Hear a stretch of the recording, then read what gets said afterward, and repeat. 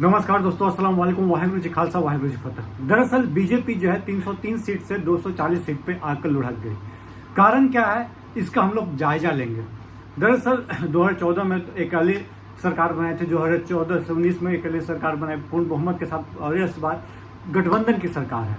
कहाँ गलती हुई, कहाँ चूक हुई, उस पर चर्चा करने से पहले हम कुछ जाति जो उनसे बीजेपी से खफा हो गई, जिसके कारण बीजेपी 272 का आंकड़ा भी छू नहीं पाई। कहाँ 400 का नारा था और कहाँ 240 पर जाकर लटक गए। उसका कारण कुछ हम लोग चर्चा करने जा रहे हैं। जैसा कि आपने थंबनेल देख लिया हो कि दलित समाज जो है बीजेपी से खफा है, नाराज है और बेहद नाराज है। नाराज इस कदर कि भाई साहब 34 सीट जो है नुकसान हो गया बीजेपी को, एनडीए अलायंस को इस बार पिछले बार का मुकाबला। दरअसल तमाम हम सीटों के बारे में हम चर्चा करने जा रहे हैं इस वीडियो में। दरअसल टोटल जो रिजर्व सीट है दोस्तों 84 रिजर्व सीट है, उसमें बीजेपी के पास जो है 84 रिजर्व सीट में बीजेपी के पास इस बार जो आया है मात्र 30 सीट आया है। पिछली बार जो था 46 सीट बीजेपी जीती थी, रिजर्व सीट जो है 84 में। वहीं पर कांग्रेस पिछली बार मात्र 6 सीट जीती थी और इस बार जो है कांग्रेस जो है 20 सीट के पास पहुंच के डायरेक्ट ट्रिपल, यहाँ पे 16 सीटों का नुकसान भाजपा को हो गया है। वहीं पर हम बात करें वोट शेयर की बात किया जाए तो पिछली बार 35% बीजेपी के पास था वोट शेयर, इस बार भी 35% रहा। लेकिन कांग्रेस जो 17% 2019 में, वो जाके 4% इंक्रीमेंट के साथ 21% का हो गया। तो यहाँ पे कांग्रेस को फायदा हो गया। सीट में देखा जाए डायरेक्ट ट्रिपल, और वोट शेयर की बात किया जाए तो 4% वोट शेयर इंक्रीज हो गया।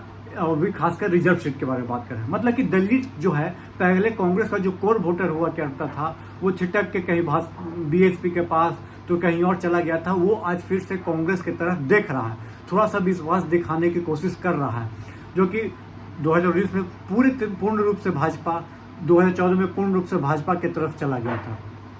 चाहे वो बिहार के रिजर्व सीट की बात करें या आपको यूपी के रिजर्व सीट की बात करें, तमाम जगह की बात करेंगे आगे चलकर। चलिए हम बात करते हैं उसके बाद। दरअसल क्या हुआ कि 2014 में 40 सीट जीती थी भाजपा साथ, वहीं पे 2014 के बाद मात्र 7 सीट जीती थी कांग्रेस। तो तभी तो आपको बोले कि लास्ट 10 साल में रिजर्व सीट कहाँ पे था, डायरेक्ट आपको पहुंच गया था भाजपा के पास। इस बार कांग्रेस ने भी सेंध लगाने की कोशिश की है, खासकर कॉन्स्टिट्यूशन की बात कर।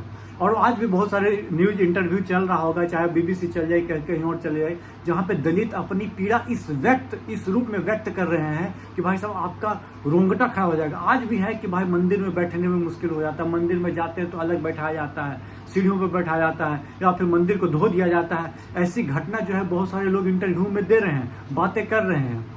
इसीलिए आज भी वो बहुत पीछे अपने आप को महसूस कर रहे हैं, जो कि भारत अब टॉप 5 इकोनॉमिक बनने जा रहा है पूरे वर्ल्ड में। उसके बावजूद दलित जो कि 17% होने के बावजूद पिछड़ा महसूस कर रहा है, बहुत पिछड़ा महसूस कर रहा है। अनटचेबिलिटी जो कि हमारे यहाँ नहीं होनी चाहिए, वो आज महसूस हो रहा है उसको, मतलब कुछ तो प्रॉब्लम है। दरअसल टोटल हम बात करते हैं, टोटल 156 सीट ऐसा है जहाँ पे दलित वोटर का इम्पैक्ट है। उसमें 91 सीट जो है एनडीए अलायंस पिछली बार 2019 में जीती थी, इस बार जो है एनडीए के पास महज 57 सीट जाकर रह गई। और टोटल लॉस जो है 34 सीटों का लॉस हुआ है।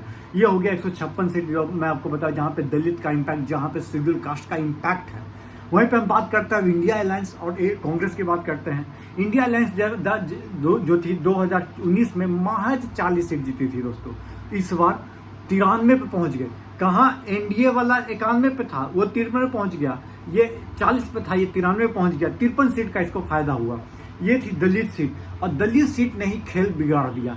यदि 34 सीट का जो नुकसान हुआ है दोस्तों एनडीए को, मान लीजिए कम से कम 25 सीट भी इसके पास आता तो 265 के पास एनडीए पहुंच जाती, बीजेपी पहुंच जाती, या एनडीए 290 से 315 पे पास पहुंच गई होती, तो आराम से बीजेपी बहुमत के करीब या बहुमत भी छोड़ ली होती। समझ जाइए कि किसने खेल बिगाड़ा, दलित समाज ने खेल बिगाड़ा।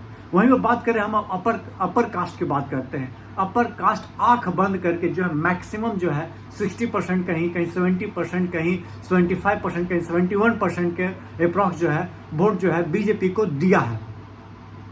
मैक्सिमम जो है, सिर्फ बिहार में थोड़ा सा डाउनफॉल हुआ है, लेकिन चाहे यूपी में हो राजपूत का वोट हो, चाहे तमाम जगह हो। हाँ, ब्राह्मण थोड़ा सा यूपी में आप बोल सकते हो कि वोट देने में थोड़ा सही, मतलब कि किया है, कोताही किया है, लेकिन बाकी जो है जनरल कास्ट के लोग वोट दिए हैं। और आगे हम कास्ट की बात करते हैं। यदि ओबीसी की बात करी जाए तो अपर ओबीसी जो है 35% जो है इंडिया ब्लॉक को फेवर किया है। वहीं पे बात किया जाए 48% जो है एनडीए के पास गया है, मतलब यहाँ भी एनडीए आगे है। मतलब कि ऐसा नहीं कि हिंदुत्व की राजनीति कर रहे हैं जो बीजेपी, ऐसा नहीं है कि स्थिति उनकी गंभीर हो गई है। वो आज भी हिंदुत्व के मुद्दे ही 240 सीट लेकर आए हैं, चाहे ओबीसी हो, चाहे नॉन ओबीसी हो, क्रीमी लेयर हो, नॉन क्रीमी लेयर हो, चाहे वो जनरल कास्ट का राजपूत हो, ब्राह्मण हो, चाहे कोई भी कास्ट हो, ब्राह्मण हो या भूमियार हो, मैक्सिमम लोग जो है बीजेपी की तरफ आज भी टिल्टेड है। घर भले ही महंगाई, बेरोजगारी ये सब चरम सीमा पे हो, उन लोग को दिखाई दे या ना दे, लेकिन वो आंख बंद करके कहाँ जा रहे हैं, भाजपा के पास वोट देने के लिए। आदिवासी का भी वोट जो है 51% कहा जा रहा है CSDS लोक नीति के अनुसार कि भाई 51% एनडीए को मिला है, 31% ही इंडिया गठबंधन को मिला है। इसमें सच्चाई कितना, ये तो आने वाला समय ही बताएगा अच्छे से, जब इसका डाटा बाहर आएगा। तो दरअसल बात करते हैं 36% जो है